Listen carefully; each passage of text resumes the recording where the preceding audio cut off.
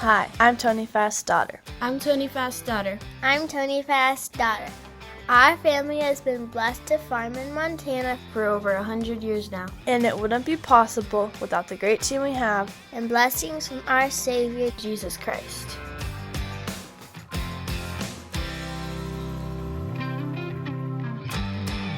Well, we're back to work on the combine. We have the Condex Concaves we're going to be installing today. We got Garrison and Andy are here from Condex. They're the company that designs and builds these. A few other OEM parts that you can't get, but they said there is some chopper blades that you guys can buy from them. So what do we got here, and what's the plan of action for today?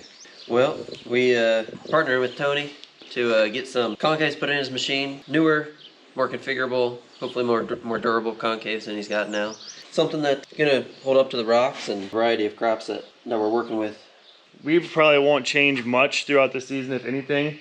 They're going to set them in there from the smallest opening to the largest opening.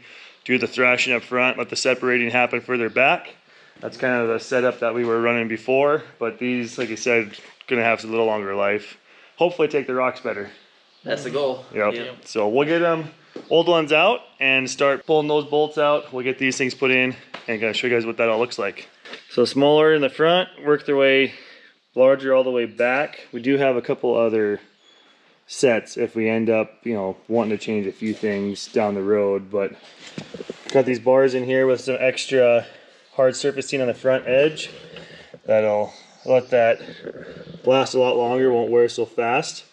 And then all of these are replaceable. So if you do hit a rock, knock that out, you can replace that one section and not replace a whole concave like the other brands. So all these holes for the modules are we call these segments wide. Yeah. You can bolt any two together you need to make everything work out right. We'll go ahead and bolt the two together so they go in like these ones came out, and hopefully they just go in super easy. Well, they're all done. Pretty easy install. The reason I like to run that style of concave is when you got to change from peas to wheat, maybe go back to peas if you have some green spots. Pain in the butt to change them all the time. So these, for our operation, for all our crops will work in here, and we'll just have to adjust our concave opening. If we want to hard thrash wheat, we need to suck that up so we got more contact at the bottom of the rotor. To do that, for pulses, pretty much everything else, we'll open it wide open, canola. They work really good for that. The Sonne brick ones we were running worked really good. These are very similar to those, so I expect the same results. Well, that can't be good. Getting a few little projects done here and there. Took way too long getting this fixed on that 145. I didn't want to spend that much time on it, but it's done. So this is a project that I had hoped to do like 2 days ago. So we're going to change the bearing now. Get that taken care of.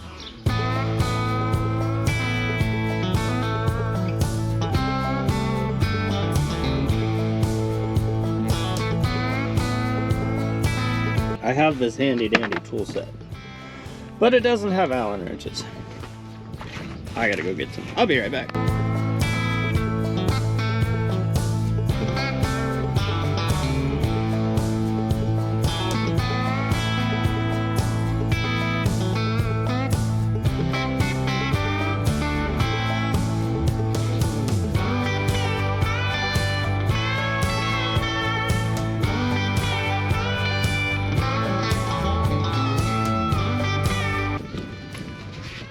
That could be by far one of the easiest bearings that I have ever taken off.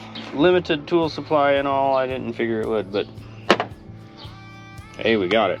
Definitely lost its marbles.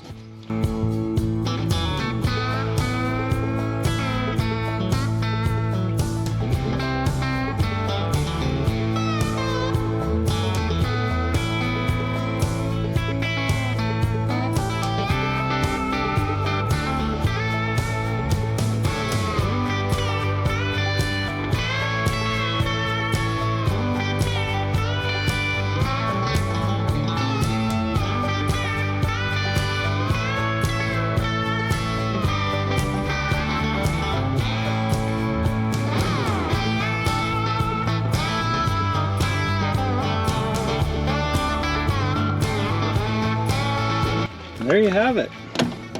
Chain's still loose. It needs to be replaced. There's no half link, so I can't do much, but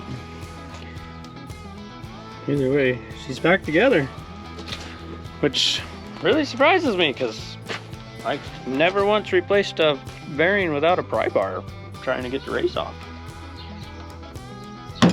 Very happy by that. So anyway, I'll start it up and we're gonna oil that chain as best as I can and move on to the next.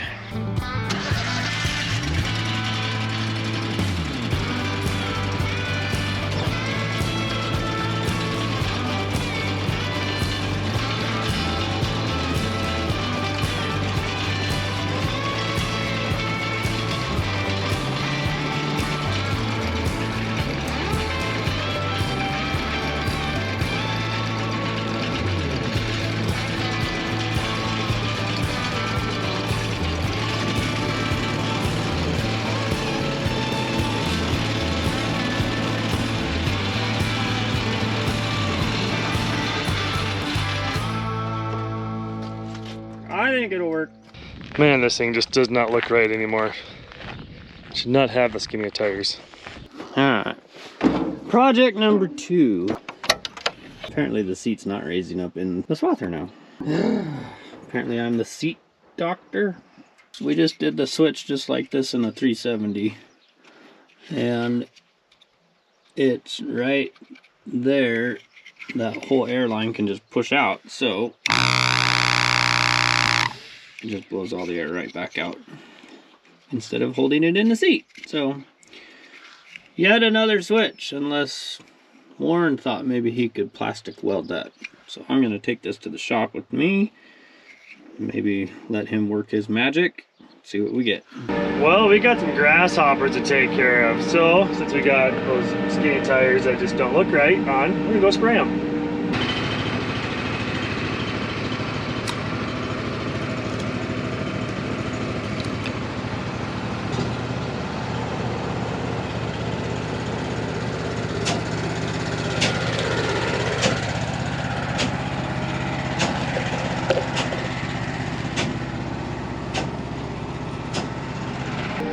Well, it's not the best winter wheat crop we've ever had, but it'll be a crop, and it definitely has been drier over on this side of the farm.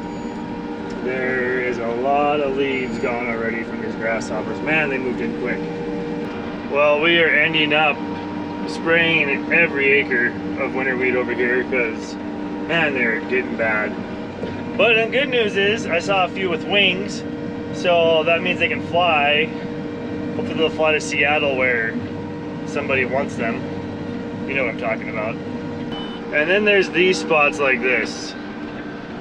Russian thistle patches that the grasshoppers are horrible in. My guess is that the grasshoppers laid eggs here last fall, chewed off some of the winter wheat as it came out of the ground and then died before it spread to the rest of the field, because we did have insecticide in the seed treat, but obviously there wasn't enough.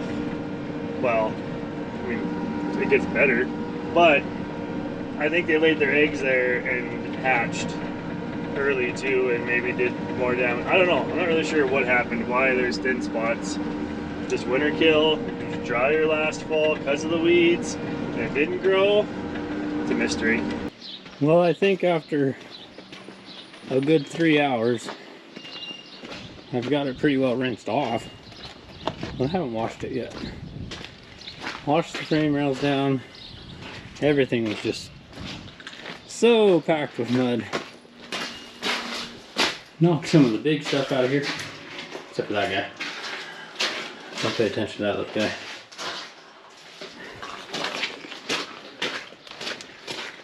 But even more so, I washed underneath here. Some serious piles of mud that came out of these fenders and up underneath. That was no fun washing up in there. You kind of get it splattered all over you. Anyway, it's done. Start soaping and scrubbing now. Well, there we have it.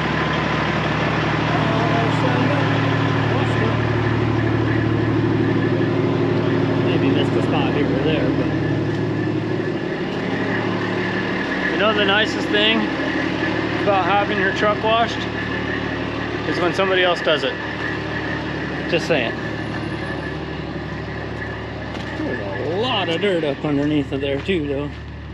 Well, we're back at home, and it is time for chickpea first pass. I guess there'll be more than one pass of these for fungicide, but we got the chemical here. They dropped it off to the co-op. Delaro and Proline. Guessing that's a really expensive combination, but I really don't want to know, so we're just gonna go spray it. And I'm not sure how this is gonna go. I'm guessing the 1,600 gallon tank on side hills was a little bit too much for those tires. I called my favorite tire guy, Scott Stallone. He's gonna track me down something. See what we can find to buy to put on this thing, because those are not gonna last very long. And we need those, because we don't want to drive down the crop with the big 800 metrics. Those 320s are what we need to have on. So he's gonna see if he can track us down something newer with more weight capacity. I think he said something in the IF, like the grain cart has, or the seed cart has back on the air drill. That style tire. So for now, we're gonna risk it and see what we can get done.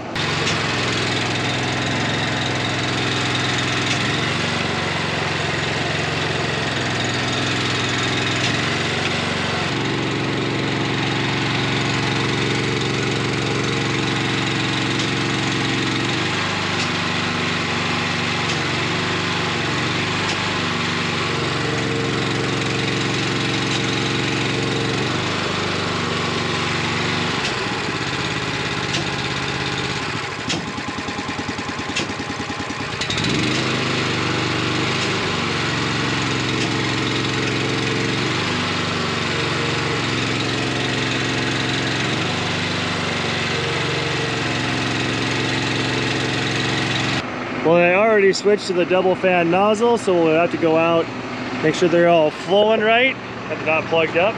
Also, we got to get the insecticide blowing out of the booms and get the fungicide into the booms. Really wish we had the recirc kit on the sprayer, so I could just mix all that back in through the tank, shoot it out there to the booms, and then just be the solid booms, not all the hoses. That would be full of chemical, the wrong chemical. Charging would take a lot less time.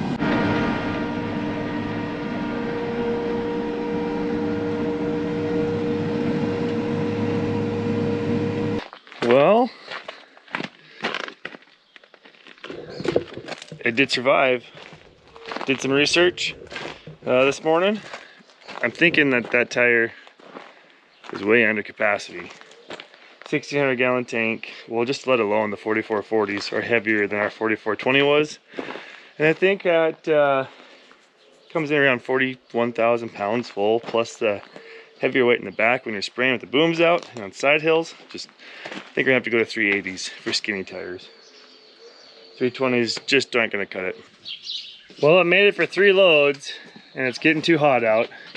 So, found a tube for it. We can take some pressure off of it for now. Get the air out of the tire so it hopefully lasts.